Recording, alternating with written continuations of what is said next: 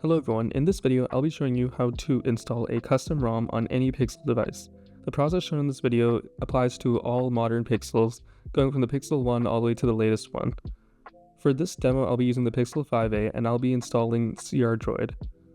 First we have to set up the ADB platform tools. This is what allows us to communicate with the Android device and also unlock the bootloader. Unlocking the bootloader allows us to install custom software. Here we're going to go ahead and install it on a Mac. The process is pretty similar on Windows as well, however you can always find the documentation online and I'll also link it down below. Once you confirm that it's set up, you can go ahead and download the custom ROM. For this video I'll be using crDroid since this upgrades my Pixel 5a from Android 14 to 15, but you can use any custom ROM to your liking. This one also has extra features such as customization options that aren't available in the stock ROM, and also has the latest security updates. First, download the custom ROM and then download the Google apps. This enables us to use the Google services even on custom ROMs. I'll be going with the light version since I don't plan to use this phone, but if you want more services, you can always download the full package. Make sure you download the right version. Then also download the recovery files.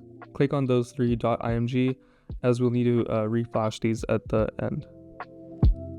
While those are downloading, we can go ahead and switch to our phone and prepare it.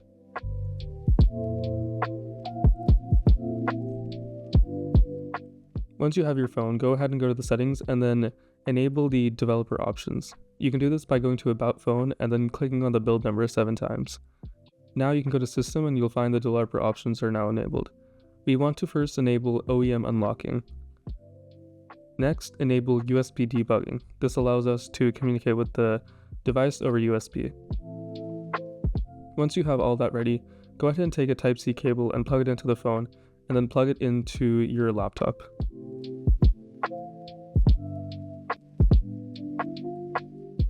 Once it's confirmed to be connected, go ahead and go to your laptop, and then open the terminal and then type ADB devices. You should see your device, and a prompt might show up on your phone to accept it. Once you confirm that it's connected, you can go ahead and reboot to the bootloader. This is where we can now unlock the bootloader and then install our custom software. As you can see here, the green text says the bootloader is still locked. So to confirm that it's connected, once again run fastboot devices and then fastboot flashing unlock, and this will unlock the bootloader. And on the phone, use the volume keys to navigate through the menu.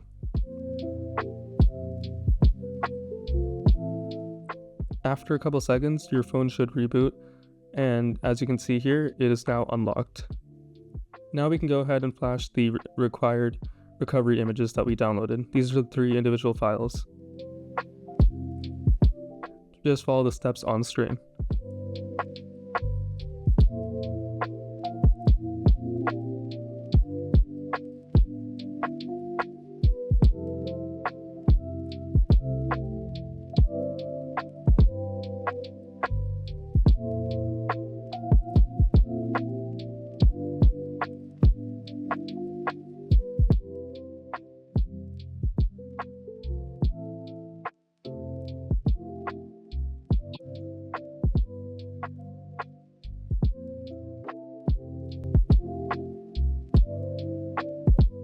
After flashing all 3 images, go ahead and go to the Reboot Bootloader mode.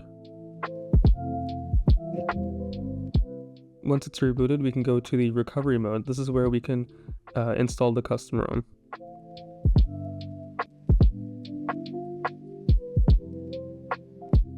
After it boots in, you'll see this. You might see a different recovery mode depending on the custom ROM that you choose to install, but this is the crDroid one. So first go to Advanced and then go all the way down to Enable ADB. After it's enabled, we can go to the Apply Update menu, and then here we can use ADB sideload. You can also check that's connected by running ADB devices, and you should see it in sideload mode. Now you can run ADB sideload and then drag in the .zip file that we downloaded earlier. Make sure you do this before the Google Apps package.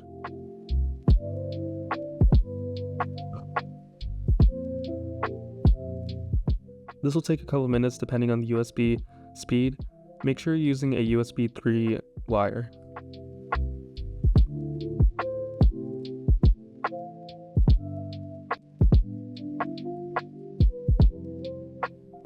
After a couple minutes, you'll be prompted to reboot.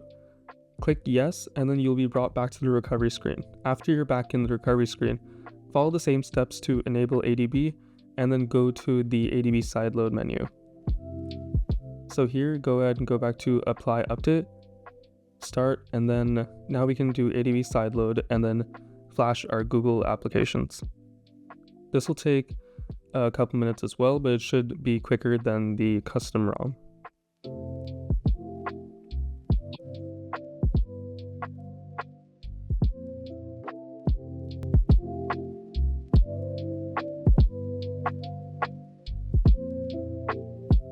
After it's done installing, you'll be prompted to reboot the system, and after your reboot, you should be prompted to set up your device normally. I've sped up this process as the first time boot can take a couple minutes, but after a reboot, it should be much quicker. And as you can see, this is the normal setup screen. So all the features of the device work, such as Wi-Fi, SIM card, phone calling, and there's no disadvantage to using a custom ROM except banking apps. Some apps can detect that you have an unlocked bootloader. As you can see, our Google services are enabled. It will also check with updates depending on the custom ROM you use and how well it's maintained. And here you can see the Play Store is installed and all of our other Google services. And when we go into the settings, we can also see that there's new menus, and this is now on Android 15, so it looks a little bit different. You can go to About Phone, and then you can check here as well that it is Android 15. Depending on your Pixel phone, you might also be able to install even newer versions. And that's all for this video. Thanks for watching. If you have any questions, leave them in the comments down below.